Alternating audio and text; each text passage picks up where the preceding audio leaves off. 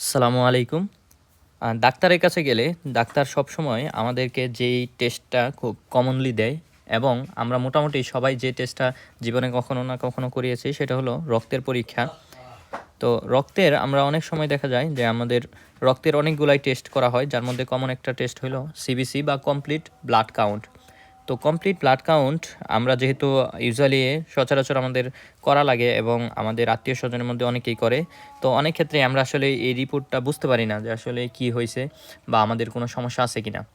তো ডাক্তাররা এই টেস্টটাই আমাদেরকে সচরাচর দিয়ে থাকেন। এর পিছনেও কারণ আছে, কারণ আমরা একটা মাত্র টেস্ট থেকেই আমরা অনেকগুলা ডিজিজ ডায়াগনোসিস করতে পারি। আমরা বুঝতে পারি যে আসলে পেশেন্টের শরীরে কী কী সমস্যা হয়েছে বা কী কী সমস্যা হতে পারে সে সম্পর্কে আমরা আগাম একটা ধারণা পেতে পারি।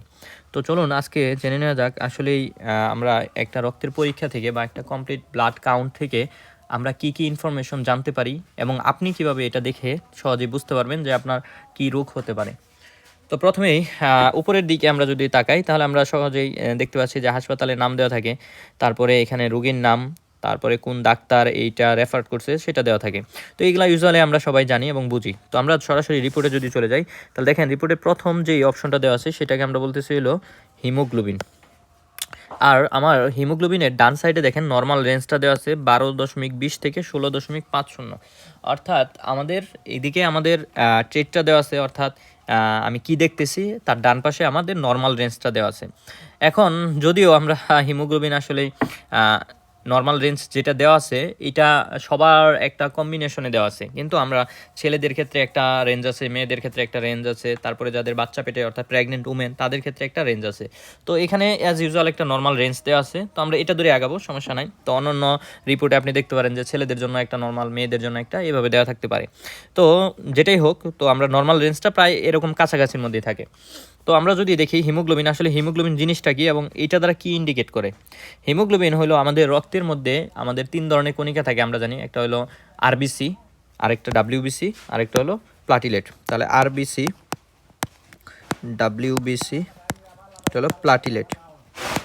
তো এখন এই যে আরবিসি, ডাব্লিউবিসি, প্লাটিলেটের মধ্যে তো আরবিসির একটা কম্পোনেন্ট হলো হিমোগ্লোবিন। তো এই যে হিমোগ্লোবিনের পরিমাণ দ্বারা আসলে আমরা যদি সহজ ভাষায় বলি তাহলে আমরা যেটা ইন্ডিকেট করি সেটা হলো আমার শরীরে রক্তের পরিমাণটা ইন্ডিকেট করতেছি, অর্থাৎ আমার শরীরে রক্তের পরিমাণ কি কমে গেছে নাকি সেটা আমরা হিমোগ্লোবিন দেখে বুঝতে পারি। যদি আমাদের হিমোগ্লোবিনের পরিমাণ ওই 12.20 থেকে কমে যায়, অর্থাৎ ধরেন 8 হয়ে গেছে, 9 হয়ে গেছে, 10 হয়ে গেছে, তখন আমরা চিন্তা করি যে আমাদের শরীরে রক্তের পরিমাণ কম। তো সেই ক্ষেত্রে আমরা রক্ত বাড়ানোর জন্য বিভিন্ন ওষুধ দিতে পারি, অথবা আমরা অনেক ক্ষেত্রে রক্ত নেওয়ার জন্য বলি, পেশেন্টকে বলি যে শুধু রক্ত ট্রান্সফিউশন করার জন্য। তো তাহলে আমরা হিমোগ্লোবিন থেকে বুঝতে পারলাম যে আসলে আমাদের শরীরে রক্তের পরিমাণ কি নর্মাল আছে নাকি কমে গেছে।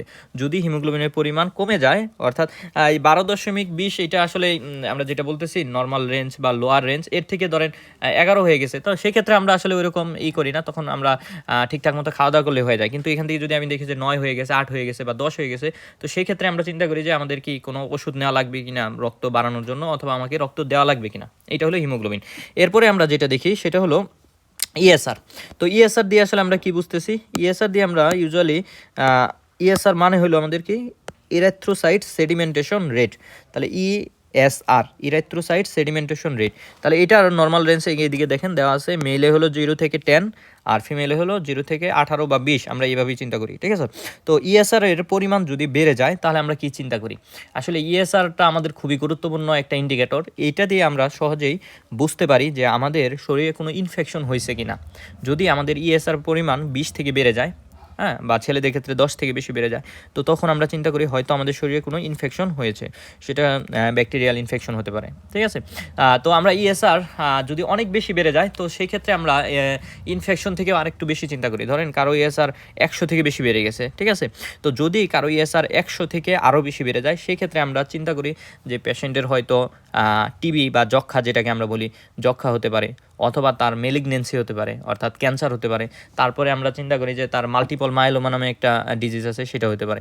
তো আমাদের ইএসআর দ্বারা আমরা দুইটা জিনিস বুঝতেছি, ইএসআর পরিমাণ বেড়ে গেছে কিন্তু 100-র কম, তখন আমরা চিন্তা করি তার শরীরে কোনো ইনফেকশন আছে। আর ইএসআর পরিমাণ 100 থেকেও বেশি বেড়ে গেছে, তখন আমরা চিন্তা করি হয়তো তার টিবি, তারপরে তার কোনো ক্যান্সার হতে পারে, অথবা তার মাল্টিপল মাইলোমা হতে পারে। এরপরে আসেন আমরা যেটা দেখি সেটা হলো আমাদের ডাব্লিউবিসি কাউন্ট। তো ডাব্লিউবিসি কাউন্টে দেখেন দুইটা জিনিস দেওয়া আছে, একটা হলো টোটাল ডাব্লিউবিসি কাউন্ট, আর নিচে দেওয়া আছে ডিফারেন্সিয়াল কাউন্ট।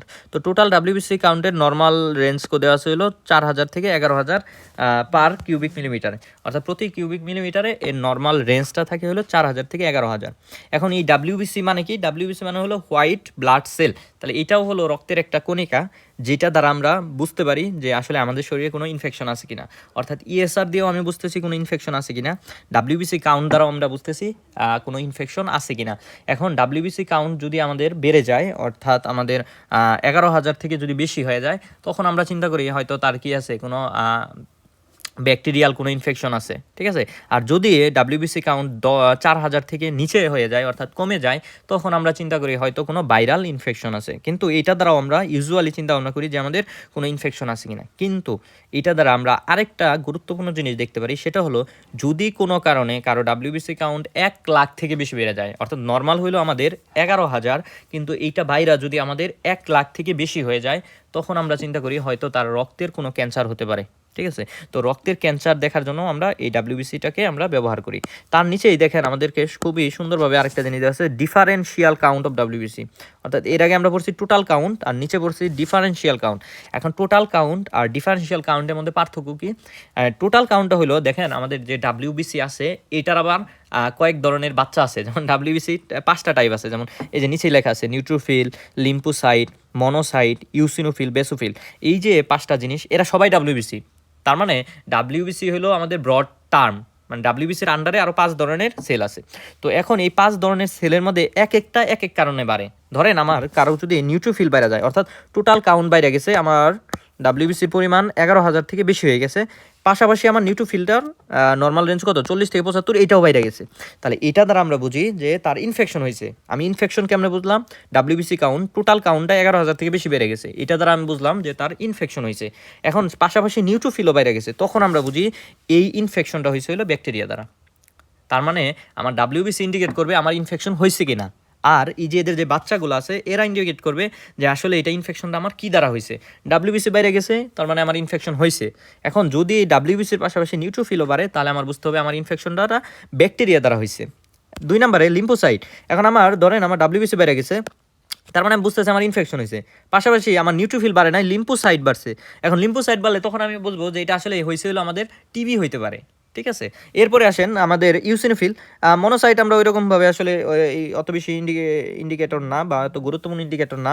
এরপরে আমরা দেখি ইউসিনোফিল। ধরেন আমার ডাব্লিউবিসি বাইরে গেছে, পাশাপাশি আমাদের কি হয়েছে, ইউসিনোফিল বাইরে গেছে, তখন আমি চিন্তা করবো যে এটা কোনো কি অ্যালার্জিক রিয়াকশন হতে পারে, অথবা আমি করতে পারি এটা কোনো প্যারাসাইটিক ইনফেকশন হতে পারে, যেমন আমাদের কি যেমন কৃমির ক্ষেত্রে হতে পারে, ঠিক আছে। তাহলে আমরা মেইন কথা হইলো যে ডাব্লিউবিসি দ্বারা আমি বুঝি যে আমার ইনফেকশন হয়েছে কিনা। ডাব্লিউবিসির পরিমাণ বাড়ছে, তার মানে এটা ইনফেকশন হয়েছে।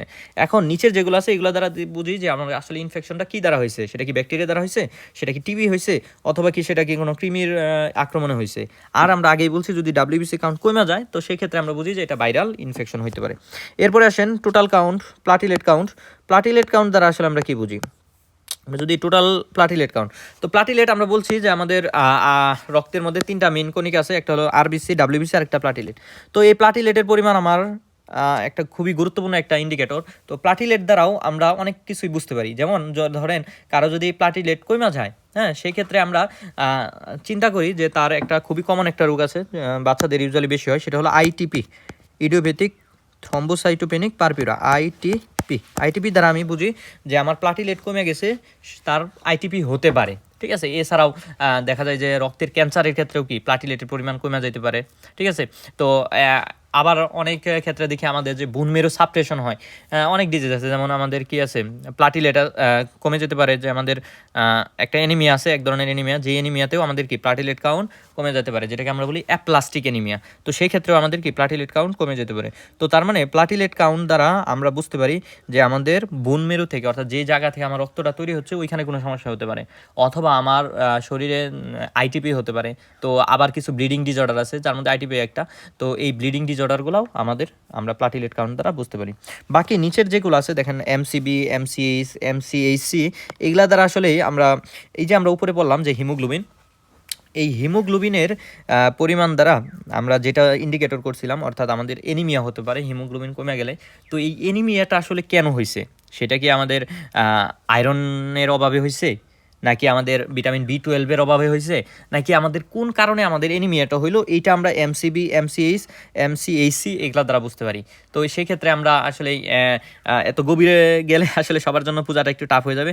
জাস্ট আমরা এইটুকু বলে রাখি যে এমসিবি, এমসিএইচ, এমসিএইচসি এগুলা দ্বারা আমি আসলে বুঝতেছি যে আমার শরীরে যে রক্তটা কমে গেছে এটার কজটা কি, এটার কারণটা কি, কেন কমে গেল। হ্যাঁ, তো এটা দেখে আমরা কজটা নির্ণয় করা ওই অনুযায়ী ট্রিটমেন্ট করি। আর RDW এইটাও আমাদের মনে হয় এটা আমরা যেটা আমরা এই করি যে রেড সেল ডিস্ট্রিবিউশন ওয়াইড, এটা দ্বারাও আমরা দুইটা জিনিসকে আলাদা করতে পারি যে আমার আয়রন ডেফিসিয়েন্সি এনিমিয়া এবং থ্যালাসেমিয়া। থ্যালাসেমিয়া আমরা মোটামুটি সবাই এই শব্দটা, থ্যালাসেমিয়া এই শব্দটার সাথে অনেক ক্ষেত্রে আমরা পরিচিত। তো আয়রন ডেফিসিয়েন্সি এনিমিয়া এবং থ্যালাসেমিয়ার ক্ষেত্রে এটাকে আলাদা করার জন্য আমরা RDWটা দেখে থাকি। তো মোটামুটি আমাদের একটা সিবিসি রিপোর্ট দেখলে আমরা ডাক্তাররা মোটামুটি এই জিনিসগুলো খুবই গুরুত্বের সহিত দেখে এবং এইগুলো দেখে আমরা অনেকগুলা ইনফরমেশন আমরা দেখতে পারি। আপনারা বুঝতেই পারছেন যে আসলে আমরা কী কী ইনফরমেশন এটা থেকে পাই। তো আমি যদি একটু সামারি করি, হিমোগ্লোবিন দ্বারা আমরা দেখতেছি আমাদের শরীরে রক্তের পরিমাণ কীরকম আছে। হিমোগ্লোবিন কমে গেছে মানে আমার শরীরে রক্তের পরিমাণ কমে গেছে। 2 নাম্বার ESR দিয়ে আমরা বুঝি আমার শরীরে কোনো ইনফেকশন আছে কিনা। ESR বাড়ছে মানে আমার শরীরে ইনফেকশন আছে।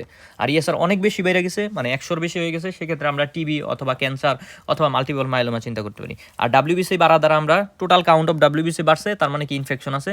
এখন কেন ইনফেকশন হয়েছে এটা দেখার জন্য আমরা নিউট্রোফিল, লিম্ফোসাইট, ইউসিনোফিল এগুলো দেখি। আর প্লাটিলেট কাউন্ট দ্বারা আমরা দেখি হলো আমাদের শরীরে কোনো ব্লিডিং ডিসঅর্ডার আছে কিনা, ITP আছে কিনা, তারপরে কোনো ব্লাডের কোনো ক্যান্সার আছে কিনা, এটা আমরা টোটাল কাউন্ট অফ প্লাটিলেট দ্বারা বুঝতে পারি। আর নিচে এমসিবি, এমসিএইচ, এমসিএইচসি দ্বারা এগুলা দ্বারা আমরা বুঝি আসলে এই যে আমাদের যে এনিমিয়াটা হয়েছে এটা কেন হয়েছে। আর RDW দ্বারা আমরা দুইটা জিনিসকে আলাদা করার জন্য কি করি, একটা হলো আয়রন ডেফিসিয়েন্সি এনিমিয়া আর একটা হলো থ্যালাসেমিয়া। তো মোটামুটি এইটুকু যদি কেউ বুঝে থাকেন তাহলে আমার মনে হয় না যে এরপরে থেকে এই রিপোর্ট বুঝতে আপনাদের কোনো অসুবিধা হবে। তো আমি চেষ্টা করছি সর্বোচ্চ সহজভাবে বোঝানোর জন্য। তারপরও যদি কারো কোনো কিছু বুঝতে অসুবিধা হয় আমাকে জানাবেন, আমি চেষ্টা করব বুঝিয়ে দেওয়ার জন্য। ধন্যবাদ।